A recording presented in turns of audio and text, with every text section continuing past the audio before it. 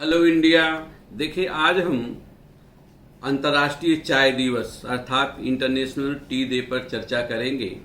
जहां तक प्रश्न इस दिवस या डे का है तो इसे यूनाइटेड नेशंस जनरल असेंबली ने शुरुआत की थी, लेकिन इस संदर्भ में भारत ने पहल की थी। उसके पहल के उपरांत यूनाइटेड नेशंस की जनरल असेंबली ने इस तथ्य को स्वीकार कर लिया और चाय दिवस अंतर्राष्ट्रीय स्तर पर मनाया जाने लगा। लेकिन 2019 से पूर्व यह दिवस कुछ चाय उत्पादक देशों के द्वारा अंतर्राष्ट्रीय स्तर पर मनाया जाता था, लेकिन भारत के पहल के उपरांत इसको आरंभ किया गया, जिसके पीछे मुख्य उद्देश्य ये था कि चाय के उत्पादन को बढ़ाया जाए।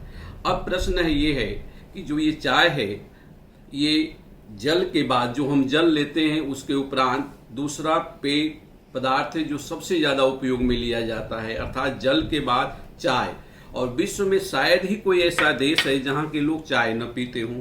भारत जैसे देश में तो आपको पता है कि सुबह दोपहर और शाम को समान रूप से हम चाय लेते हैं, लेकिन बहुत लोग इसके एडिक्ट भी हो जाते हैं और मेहमान नवाजी में पहले चाय से शुरुआत करते हैं। जैसे हम जाते हैं किसी के यहाँ तो सबसे पहले क्या पूछा जाता है, चाय लेंगे या कॉफी लेंगे। तो ये सामान्य सी हमारी परंपरा में शामिल है। अब जहां तक चाय के उत्पादन का प्रश्न है, तो उत्पादन के संदर्भ में कोई एक मत नहीं है, लेकिन इतना माना जाता है कि दक्षिणी चीन में और जो म्यांमार है यानी बर्मा का जो उत्तरी भाग है, वहां से चाय का उत्पादन शुरू हुआ। जहां तक चाय के उपयोग की शुरुआत है, कब इसका उपयोग किया गया, तो ये माना जाता है कि लगभग 5000 ईसा पूर्व में चीन के राजाओं ने इसका उपयोग शुरू किया। उसके पीछे भी कई कई कहानियां हैं। अब देखो, जैसे कहा जाए कि चाय हम लेते हैं तो चाय को एक सामान्य मात्रा में हम लेते हैं, विदाउट मिल्क लेते हैं तो काफी फायदेमंद होती है। चाय एंटीऑक्सीडेंट के रूप में भी काम करती है, हमारी प्रतिरोधक क्षमता को भी बढ़ाती है, साथ में हमें स्फूर्ति देती है। जहां तक स्फूर्ति की चाय हम लेते हैं और हमें स्फूर्ति मिलती है, जैसा कि हम लोग महसूस भी करते हैं कि जब हम थक जाते हैं तो डिमांड करते हैं कि हमें चाय चाहिए।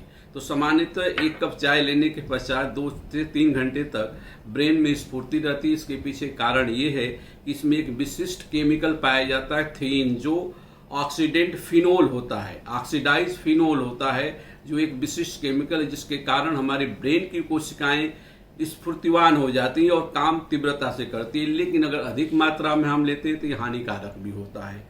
क्लियर। अब जहां तक जैसे मैंने कहा उत्पादन तो मान लो दक्षिणी चीन में और बर्मा के उत्तरी भाग में शुरू हुआ, लेकिन जहां तक प्रोडक्शन का प्रश्न है कि प्रोडक्शन सबसे ज्यादा कहां हो रहा है विश्व में, तो निश्चित रूप से चीन में प्रोडक्शन ज्यादा हो रहा है। उसके बाद भारत में लगभग दोनों में बराबर है। विश्व के 25% जो चाय का उत्पादन कौन कर रहे हैं, भारत और चीन कर रहे हैं। इसके बाद केन्या है, श्रीलंका है, युगांडा में भी होता है, कुछ लैटिन अमेरिकी देशों में भी चाय का उत्पादन शुरू हो चुका है, यूरोप में भी शुरू हो रहा है। अगर भारत के संदर्भ में हम बात करते हैं कि भारत में चाय का उत्पादन कैसे शुरू हुआ, कब शुरू हुआ और प्रचलन कैसे हुआ, तो भारत में चाय के प्रचलन का श्रेय अंग्रेजों को दिया जाता है। सर्वप्रथम बताया जाता है कि लॉर्ड विलियम बेंटिंग ने 1834 में चाय के प्रयोग के ऊपर बल दिया, खुद उपयोग किया, और उनके प्रयास के कारण ही 1836 में असम में इसका उत्पादन शुरू हुआ। उसके बाद व्यावसायिक स्तर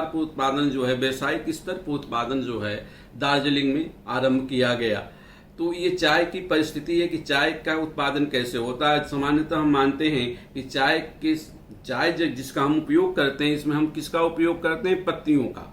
अगर भारत के संदर्भ में हम देखते हैं तो सबसे ज्यादा उत्पादक वाला राज्य असम है, उसके बाद पश्चिमी बंगाल के बाद तमिलनाडु और केरल है।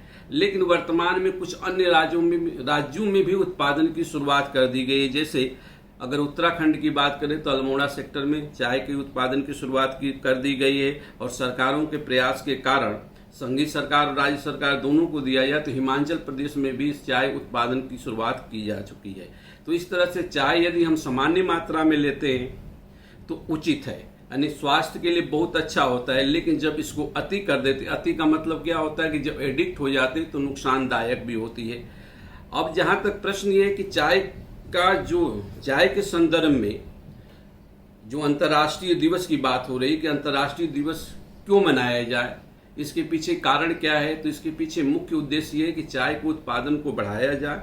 और जब चाय का उत्पादन बढ़ेगा तो जो संबंधित क्षेत्र हैं वहाँ पर रोजगार की संभावनाएं बढ़ेगी। और इसमें सबसे ज़्यादा फायदा जो महिला सशक्तिकरण के संदर्भ में हम अगर देखते हैं, अगर भारत के संदर्भ में देखो, चीन के संदर्भ में देखो, तो चाय की पत्तियों की जो चुनाई होती है, चुनाई का मतलब जो पत्तियां वहां से कलेक्ट की जाती है, उसमें लगभग 90% महिलाएं योगदान देती हैं। इस आधार पर माना जाता है कि यदि चाय के उत्पादन को हम बढ़ाते हैं तो एक तरह से महिलाओं को रोजगार मिलेगा, तो महिला सशक्तिकरण की संकल्पना भी संपादित होगी। तो चाय पीना बहुत अच्छी बात है, लेकिन एक निश्चित मात्रा में नियमित रूप से यदि उसका हम सेवन कर रहे हैं तो कोई प्रॉब्लम नहीं होगी। तो इस तरह से देखें, चाय पिए। हम तो, हमारी चाय तो ठंडी हो रही है, मैं जा रहा हूं पीने, आप भी इसका लुत्फ उठाते रहें।